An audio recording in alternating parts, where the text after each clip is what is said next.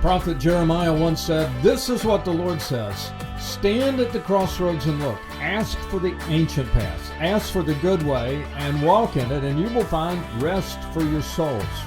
We're walking down those ancient paths, looking for the life-changing lessons that are hidden in plain sight on the pages of our Bibles. Thanks for joining us today. I'm Andy Cook.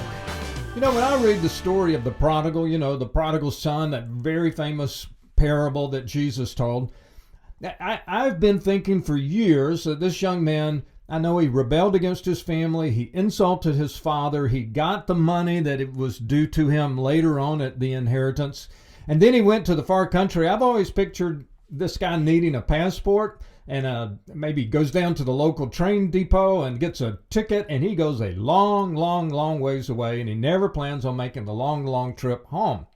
Well, this is one of those times where the land of the Bible has changed the way I understand even a classic story like that. The land of the Bible has so many secrets to show us, and they seem to be hidden in plain sight right there on the pages of our Bible. When Jesus told this parable, and first of all, please remember, it's a story. It's not history. Although I would bet in every Jewish community there had been some rebellious sons, rebellious daughters. I mean, what culture doesn't have rebellious sons and daughters?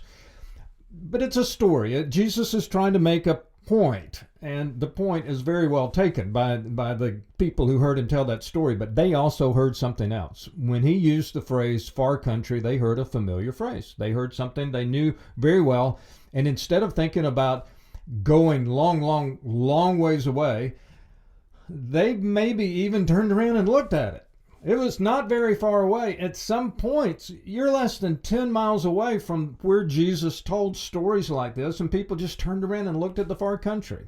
A little history along with the land really helps put this package together. So, you know the name Alexander the Great. If you're a historian or if you just kind of remember your high school history class, Alexander the Great led the Greek Empire. They took over the world. Certainly not the first empire or the last one that tried to take over their known world.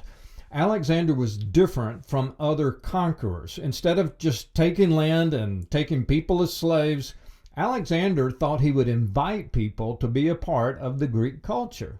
So he planted little Greek city-states all around the people of the lands he had invaded, including in what we call the modern-day state of Israel and the modern-day state of Jordan, all around in that area, and that would be right in the Jesus neighborhood where Jesus did most of his teaching. He planted these 10 city-states called the Decapolis.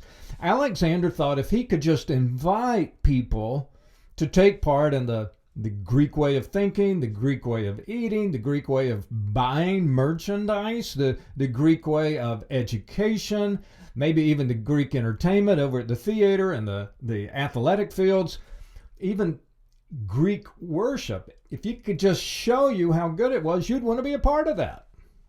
Well, let me tell you something. The rabbis and the Jewish leaders in that community saw immediately this danger. It was indeed at times very, very attractive to be a part of the Greek culture, and it was sweeping the world. It seems like everybody was doing it. But boy, howdy, was the Greek way of life different from a biblical lifestyle. It seems like if the Bible was forbidding an action, the Greeks were celebrating that action. If the Bible wanted you to devote your life to one God, to love that one God with all your heart, mind, and soul and strength, the Greeks said, no, there are many gods. You just worship many of them. We'll show you the temples. We'll build temples all around this area. The rabbis, the Jewish scholars, the synagogue leaders, they urged people not to go to those Greek cities, not to participate in the Greek entertainment. They were forbidden from going to the theater, from watching the naked athletes in the games. You don't even want to think about the Greek way of life. I might say to somebody, listen, that's a whole nother world. Their phrase, that's a far country. There were lots of pagan countries all around Israel, and the history was well known, and it was very destructive. That's one of those far countries. It's just don't even think about it. Well, of course, that was impossible, because those Greek city-states and the Greek way of living, it turned out, it was very popular.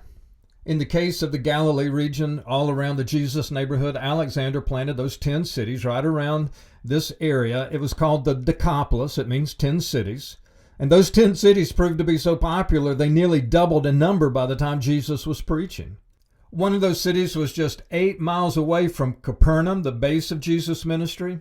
Now, when Jesus told this story of the prodigal son, if it happened to be in Capernaum, listen, the far country was only 8 miles away. Every head in the group could turn for yet one more glance at the pagan city of Hippus in the distance. It was just across the lake. Now, if you ever get the opportunity to visit Hippus, it's also called Susita, so be aware of that, you'll have to climb a steep hill to see what's up on the plateau. But when you are up there, you will find an amazing little Greek city. It's a classic example of the Decapolis. Everything a rebellious son could ask for, and it was just a short boat ride away. Hey, it's kind of crazy what you can find on top of a hill, isn't it? I mean, here we are on the shoreline of the Sea of Galilee, at least overlooking it. We've made this steep climb up, and here's this entire city, this Greek/Roman city that would have been around in all of its grandeur when Jesus was alive. Now, here's what you would find up here. If you walk around, you have somebody to give you a guided tour, you're going to find the homes, of course. You find lots of shops, nice marble streets. You find just all of the trappings of the Greek lifestyle. That's why Alexander the Great planted the cities of the Decapolis. He wanted people to see how special it would be to take part in the Greek way of life. And so he built these cities right where they lived and invited people to come and be a part of it. Here's what you won't find on top of this hill. You will not find anywhere in Hippus signs of a synagogue or any kind of Jewish worship here. This was what the Bible would call a pagan city. Now, right across the lake, not very far from here, is Capernaum. That's where Jesus moved after he got kicked out of Nazareth. And all around that corner of the lake, you'll find other Jewish communities with synagogues and Torah study and rabbis and people trying to love God with all their heart, soul, mind, and strength, and raising their children to do the same thing. A couple of things that are very special about coming to a place like Hippus. First of all, the Gospels tell us that Jesus broke all the rules. Not only did he have dinner with sinners and people that were not respectable and probably weren't allowed to come to synagogue, Jesus came to the region of the Decapolis. It actually says that in the Gospels. And do you remember the day he came and healed what we call the Gadarene demoniac? We're right in that neighborhood, right over here. When the disciples came up with Jesus in the boat and they found a naked man in the tombs going crazy and demonic, they're like, Jesus, we told you, we knew it was going to be bad on the other side of the lake, because this is the pagan side. I find it refreshing. I find it a message of grace that Jesus would come to a place like this. I don't know if he ever came here, but he came to this region and he offered people the same thing he was teaching over there in the synagogues. And one day when he was teaching and a crowd was around him, he tells a story about a man who had 2 sons. And you know the story well. It's the story of the prodigal. The younger son asks for his inheritance early. He gets money in his pocket. And he takes off for the far country. That's one of the things the rabbis would have said about this place. It's so different. It's so dangerous. It's a whole other world. It's the far country. Now, it's a parable. It's not history. But don't you know there was some history in Capernaum and in some of those other villages of young men leaving their community, disappointing their parents? It happens in every generation. And he comes to a place like this. If he's got money, he can get a boat ride. He can have a prostitute before the sun goes down, if that's what he wants. But here's the message of Hippus that I want to make sure you get, because this is the message I need and you need. If you ever come to your senses when you're in the wrong place, this particular city of the Decapolis, the closest one to where Jesus did most of his teaching, the way home is right across the lake. It's not very far. It didn't take long to get here, and it doesn't take long to get home.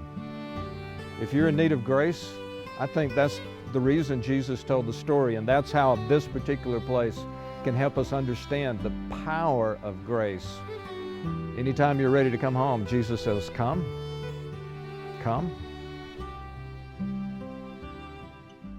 Well, I want to thank you for joining us today as we continue to walk down these ancient paths. I'm telling you, the land has these secrets that are not really hidden at all. In fact, they're hidden in plain sight. If you can see the land, you can understand more about the culture and the history of the stories that appear in the Bible, and then we can accurately apply them to our lives. So I'm glad you're joining us for this particular journey.